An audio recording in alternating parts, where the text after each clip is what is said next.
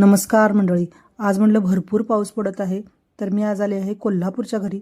तर मला आज खरडा खावासा वाटला, म्हणून मी आज दही खरडा चपाती भाजी करायचे ठरवले. तर मी एका कढईमध्ये गॅसवर कढई ठेवून एक 25 ते 30 हिरव्या मिरच्या स्वच्छ धुवून पुसून देठं काढून घेतली. त्यानंतर 15 ते 20 लसूण पाकळ्या घातल्या.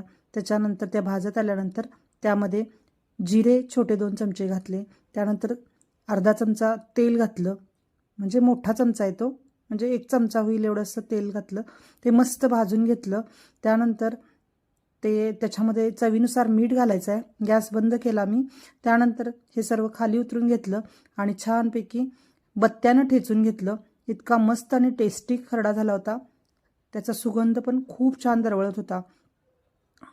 आणि त्यानंतर मी चपाती, बटाटा आणि वांग्याची मिक्स भाजी केली होती मी, आणि चपात्या केल्या होत्या. तर दही, वांग्या बटाट्याची भाजी आणि खरडा मस्त खायला घेतला. या खायला.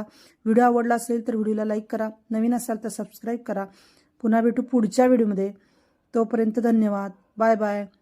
असे एक मस्त खरडा करून बघा या पावसाळ्यात, नक्की छान वाटेल तुम्हाला. धन्यवाद.